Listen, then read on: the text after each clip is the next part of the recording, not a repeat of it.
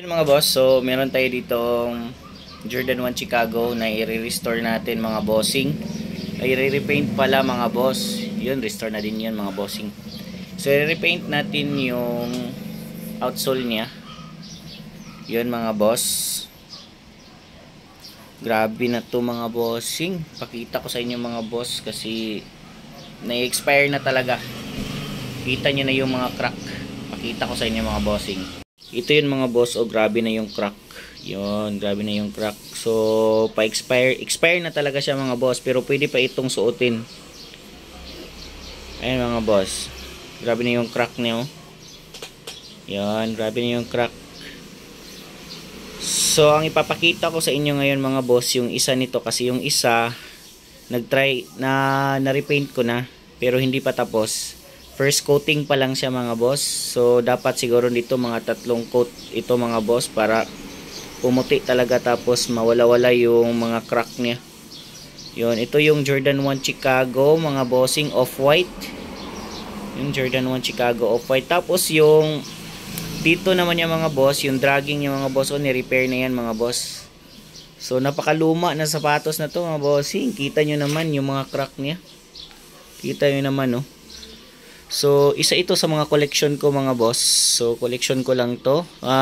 Sinusuot ko to mga bossing minsan. So, ito yun. So, meron na siyang damage dyan. Yan. Ito yung nadadamage talaga sa kanya mga boss. Ayan o. At ito yung dito niya. Yan. Pakita ko sa inyo mga bossing. Ayan o. Yung Nike niya mga boss. Nike Air. Tapos tagging niya bossing. Wala na yung tagging niya mga boss. Yun. So meron din siyang damage dyan. So ito yung ni-restore ko mga bossing ha. Nirepaint ko to pero first coating pa lang to. Ayun, first coating pa lang yan mga bossing. So compare mo siya yung kulay. Yun yung kulay mga boss. Yung kulay. So meron na siyang kaibahan. So first coating pa lang yan. So next na coat mga boss, baka puputi na to pero kailangan to pang 3 talaga to na coating yung gagawin nito. So 3 talaga para mawala yung yellow niya tapos yung crack niya is medyo mawala-wala yung crack. So ipakita ko yung crack dito. Kasi kita pa naman siguro yung crack. Hindi na masyado makita yung crack oh.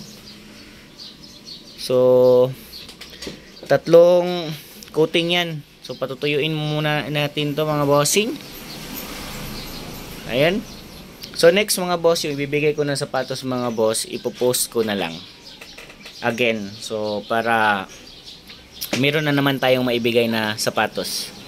Alright mga bossing. So meron nakalagay dito mga boss 85. So 1985 na sapatos ito mga boss. Jordan 1 Chicago off-white 1985 ata yan.